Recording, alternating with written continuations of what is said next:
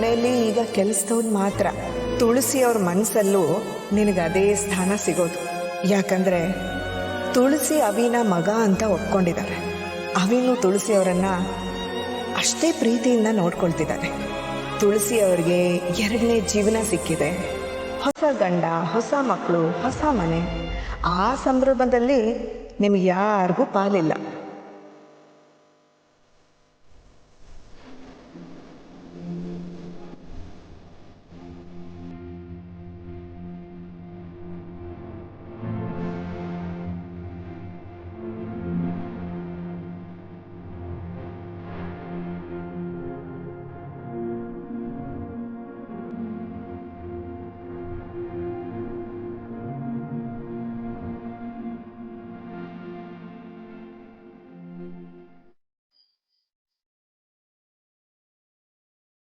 ದಂಡ್ಪಿಂಡ, ನಿಮ್ಮಮ್ಮ ಆರೋಗ್ಯವಾಗಿದ್ದ, ನೆಮ್ಮದಿಯಾಗಿ ಊಟ ಮಾಡಿ. ಅಮ್ಮ ಅಂತ ಕರೀತಾರೆ ತಾತ, ಮೇಡಮ್ ಅಂತ ಹೇಳಿ. ಓ ಹೌದಲ್ವಾ? ಕರೆಕ್ಟ್. ನಿಮ್ಮ ಮೇಡಮ್ ಆರೋಗ್ಯವಾಗಿದ್ದಾರೆ. ನೆಮ್ಮದಿಯಾಗಿ ಊಟ ಮಾಡಿ. ಹೌದು ದಂಡ್ಪಿಂಡ, ನಿಮ್ಮ ಮೇಡಮ್ ಆರೋಗ್ಯ ಚೆನ್ನಾಗಿಲ್ಲ ಅಂತಂದರೆ ನೀನು ಯಾಕಪ್ಪ ಬೇಜಾರು ಮಾಡ್ಕೋಬೇಕು? ಹೌದೌದು, ಎಲ್ಲರೂ ಇದೇ ಮಾತಾಡಿ. ಅವ್ರು ನನ್ನ ಕಣ್ಣು ಮುಂದೆನೇ ಅವ್ನ ಕೈ ತುತ್ತು ತಿನ್ಸ್ಕೊತಿದ್ರು. ಅದು ಗೊತ್ತಾ ನಿಮಗೆ? ಅಲ್ಲ ಸಮರ್ಥ್, ತಾಯಿ ಮಗನ ಕೈಲಿ ಕೈ ತುತ್ತು ತಿನ್ನಿಸ್ಕೊಂಡ್ರೆ ನಿಂಗೆ ಯಾಕೆ ಬೇಜಾರಾಗ್ತಿದೆ? ತಾಯಿ ಮಗನ ಅವ್ರು ಹೇಗೆ ಅವನಿಗೆ ತಾಯಿ ಆಗ್ತಾರೆ? ಅವ್ರೇನು ಹೆತ್ತಿದಾರ, ಬೆಳೆಸಿದಾರ? ಅದು ಅಲ್ಲದೆ 28 ವರ್ಷ ಆದ್ಮೇಲೆ ಇದ್ದಕ್ಕಿದ್ದ ಹಾಗೆ ಹೇಗೆ ತಾಯಿ ಮಗ ಆಗ್ತಾರೆ? ಎಲ್ಲ ದುಡ್ಡಿದ್ರೆ ಯಾರಿಗೆ ಬೇಕಾದ್ರೂ ಮಗ ಆಗ್ಬೋದು. ಬಾಯಿ ಮುಚ್ಚೋ.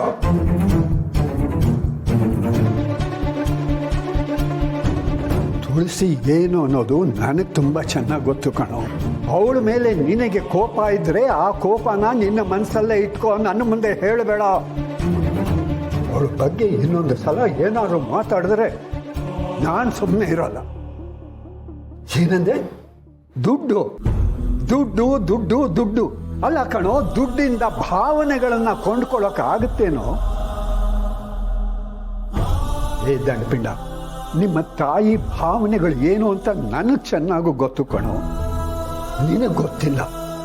ತಾತ, ಹೆತ್ತು ತಾಯಿ ಅದೊಳು ಇನ್ಯಾರನ್ನ ಮಗ ಅನ್ಕೊಂಡು ಅವನ ಕೈ ತುತ್ತು ತಿನ್ಸ್ಕೊತಾ ಇದ್ರೆ ಹೆತ್ತು ಮಗನ ಹೊಟ್ಟೆಗೆ ಬೆಂಕಿ ಬಿದ್ದಾಗ. ನಮ್ಮ ಅಪ್ಪ ಅಮ್ಮ ನನ್ನ ಯಾಕೆ ಬಿಟ್ಟು ಹೋದ್ರು? ಹುಟ್ಟುತ್ತಿದ್ದಾಗೆ ಅಷ್ಟು ಪುಟ್ಟ ಮಗುನ ಹೇಗೆ ತಾನೇ ಬಿಟ್ಟು ಹೋಗ್ತಾರೆ? ನಾನು ಅಂತ ತಪ್ಪು ಏನು ಮಾಡಿದ್ದೆ? ನಾನು ಬಿಟ್ಟು ಹೋಗೋಕ್ಕೆ ಕಾರಣ ಆದರೂ ಏನಿರ್ಬೋದು?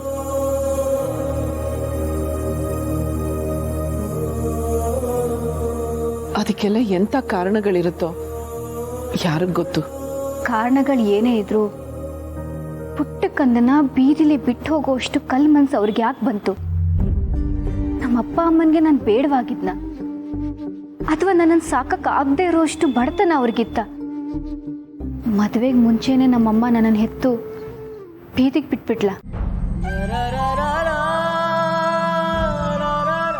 ಯಾಕೆ ಪೂರ್ಣಿ ಹಾಗೆಲ್ಲ ಯೋಚನೆ ಮಾಡ್ತೀಯ? ನಾನೇನು ಮಾಡಲಿ ಅಮ್ಮ? ನಾನು ಇಂಥದ್ದೆಲ್ಲ ಯೋಚನೆ ಮಾಡಬಾರ್ದು ಅಂತ ಎಷ್ಟು ಅಂದ್ಕೊಂಡ್ರು ಈ ಯೋಚನೆಗಳೆಲ್ಲ ನನ್ನ ತಲೆಗೆ ಬರ್ತಾನೆ ಇದ್ದಾವೆ.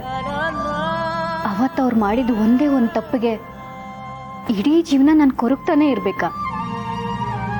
ನಾನು ಬಿಟ್ಟು ಹೋಗೋದೇ ಆಗಿದ್ರೆ ನನ್ನ ಯಾಕೆ ಹೆರಬೇಕಿತ್ತು?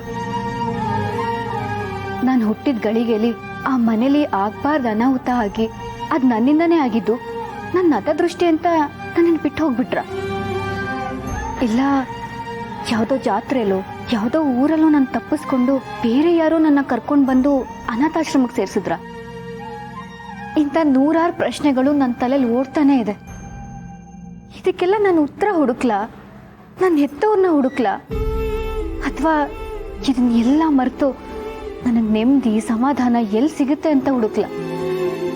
ನನಗೇನು ಮಾಡಬೇಕು ಅಂತ ಗೊತ್ತಾಗ್ತಿಲ್ಲ ಅಮ್ಮ. ಇದೆಲ್ಲ ಕಾರಣ ಅಂತ ನನ್ಗನ್ನಿಸ್ತಾ ಇಲ್ಲ ಪೂರ್ಣಿ.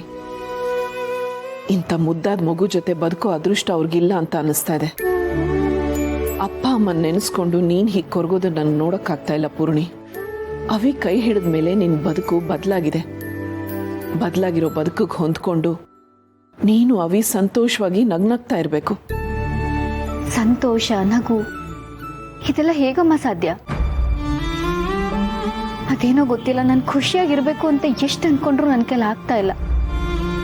ನನ್ನ ಸುತ್ತ ನೀವೆಲ್ಲರೂ ಇದ್ದೀರಾ, ಆದ್ರೂ ಕತ್ತಲಿ ನಾನು ಒಬ್ಳೆ ನಡ್ಕೊಂಡು ಹೋಗ್ತಿದ್ದೀನಿ ಅಂತ ಅನ್ಸುತ್ತೆ. ನನ್ನ ಅಪ್ಪ ಅಮ್ಮ ಯಾರು ಅನ್ನೋ ಕೂಗು ಕಿವಿಗೆ ಚುಚ್ತಾನೆ ಇರುತ್ತೆ. ಅವ್ರು ಯಾರು, ನನ್ನನ್ನು ಯಾಕೆ ಬೀದಿಲಿ ಬಿಟ್ಟು ಹೋದ್ರು ಅಂತ ಗೊತ್ತಾದ್ರೆ ಸಾಕು. ನಾನು ಯಾವತ್ತೂ ಅವ್ರ ವಿಷಯಕ್ಕೆ ಹೋಗಿ ತೊಂದರೆ ಕೊಡಲ್ಲ. ನಮ್ಮ ಅಪ್ಪ ಅಮ್ಮನೂ ಎಲ್ಲೋ ಒಂದ್ ಕಡೆ ಇದ್ದಾರೆ, ನನ್ನ ತಬ್ಬಲಿ ಅಲ್ಲ ಅಂತ ಅನ್ಕೊಂಡು ನೆಮ್ಮದಿಯಿಂದ ಇದ್ಬಿಡ್ತೀನಿ. ಈಗಲೂ ಅವರು ಎಲ್ಲೋ ಇದ್ದೇ ಇರ್ತಾರೆ. ಅವರಾಗ ಅವರೇ ನನ್ನನ್ನು ಬಿಟ್ಟಿರಲ್ಲ.